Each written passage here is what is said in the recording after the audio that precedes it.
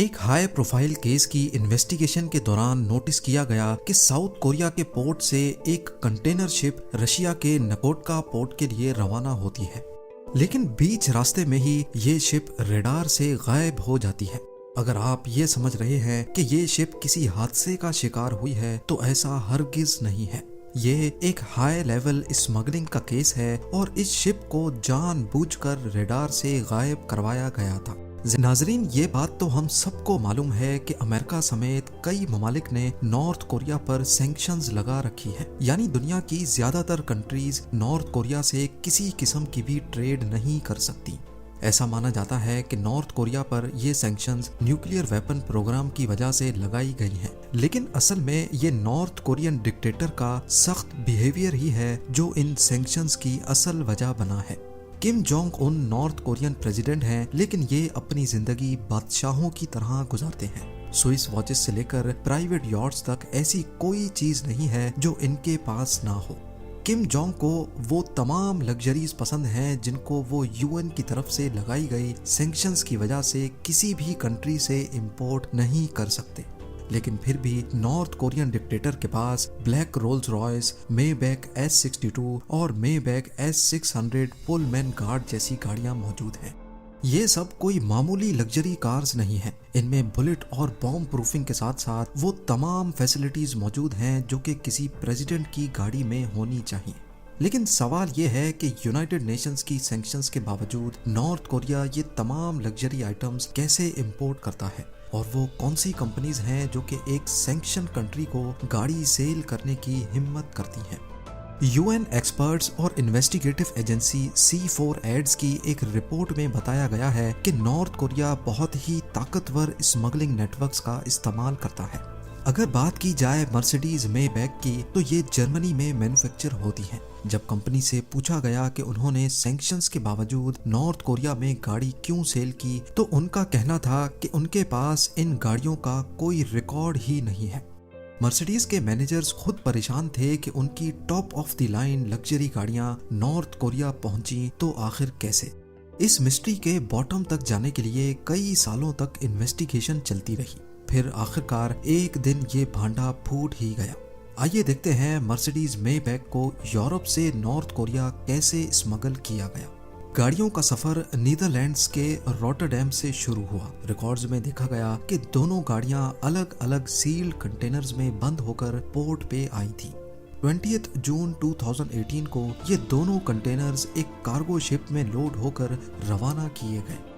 ये चाइना की कोस्टका shipping corporation की कार्गो शिप थी जो 41 डेज का सफर तय करके 31 जुलाई को चाइना के डालियन पोर्ट पे पहुंची। इन सील्ड कंटेनर्स को पोर्ट पे उतार लिया गया, जहां वो कुछ अरसे तक पड़े रहे। 26 अगस्त को यानी ऑफलोड होने के 26 दिनों के बाद इन दोनों कंटेनर्स को एक दूसरी शिप में लोड करके जापान के ओसाका पोर्ट पे भेज दिया गया, और फिर यहाँ से इनको एक और वेसल में लोड करके पुसान, जो कि साउथ कोरिया का एक पोर्ट है, वहाँ भेज दिया गया। यहाँ तक सब कुछ क्लियर था और इसमें कुछ भी गड़बड़ नहीं थी, लेकिन इसके बाद मामला गड़बड़ होता गया। साउथ कोरिया से इन कंटेनर्स को एक और शिप में लोड किया गया जिसका नाम था DN5505।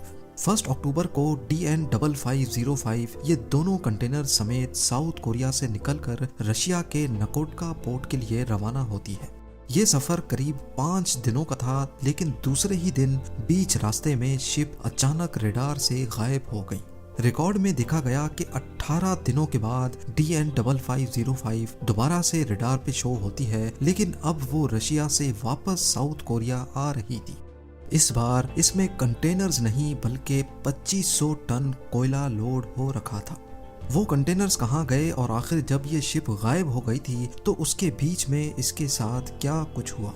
शिप ऑफिशियल्स ने साउथ कोरिया के कस्टम रिकॉर्ड में लिखवाया था कि वो रशिया में कंटेनर्स अनलोड करके वहां से कोयला लेके आए हैं, लेकिन रशियन पोर्ट पे DN5505 की कोई एंट्री ही मौजूद नहीं थी, यानी रशियन पोर्ट के हिसाब से ये शिप वहां गई ही नहीं। इन्वेस्टिगेटर्स को मालूम पड़ गया कि यहाँ दाल में कुछ काला जरूर है।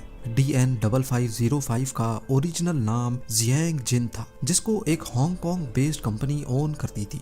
लेकिन जब ये कंटेनर्स रॉटरडैम से चाइना के रास्ते में थे, एन उस वक्त इस वेसल की ownership do Yong shipping company limited को ट्रांसफर कर दी गई, जिन्होंने इसको DN5505 का नाम दे दिया।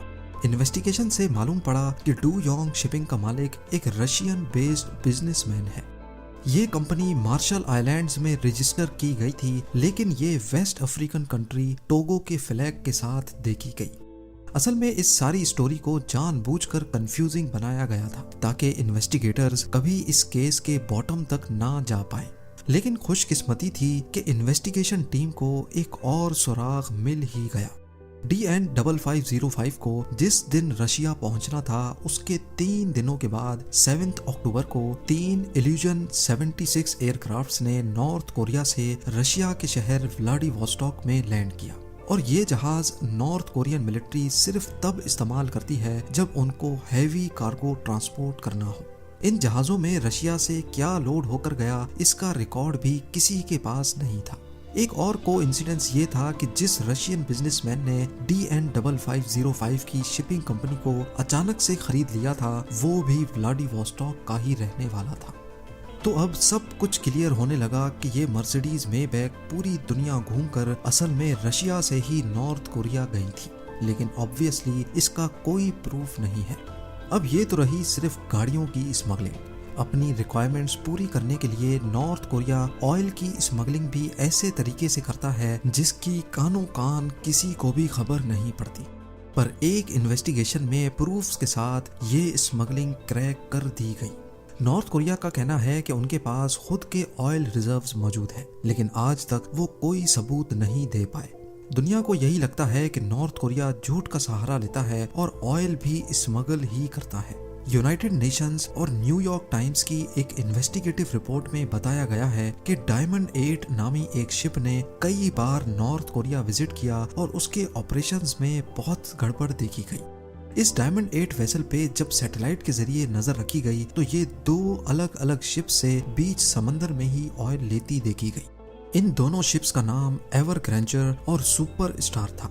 मई 2020 को डायमंड 8 ताइवान के कोस्ट के करीब देखी गई। उसी वक्त ताइवान के पोर्ट पे सुपर स्टार नामी वेसल ऑयल लोड कर रही थी। ऑयल लोड करने के बाद इस सुपर स्टार ने डायमंड 8 को फॉलो किया। यहाँ तक तो सब कुछ रडार में शो हो रहा था। उसके बाद इंटरनेशनल वाटर्स में ये दोनों शिप्स ऐसी जगह पर गईं जहां आसमान बादलों से घिरा हुआ था।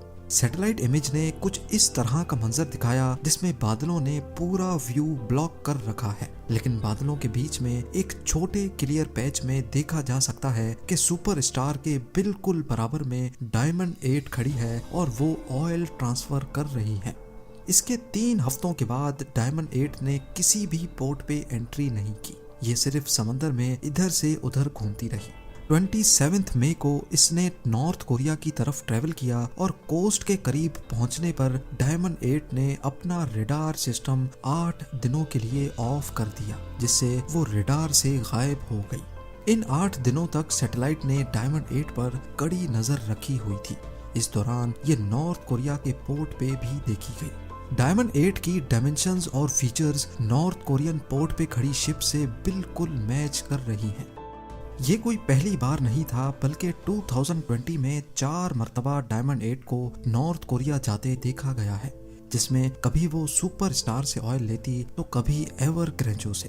अब सवाल ये है कि डायमंड 8 के पीछे आखिर है कौन? ये जानना इतना आसान नहीं है, क्योंकि ये इतना आसान रखा ही नहीं गया। तहकीक से मालूम पड़ा कि डायमंड 8 को पहले वही कंपनी ओन करती थी जो सुपर स्टार को ओन करती है, लेकिन 2016 में इसको एक इंडोनेशियन बिजनेसमैन ने खरीद लिया जिसका नाम टैन जोक नाम है।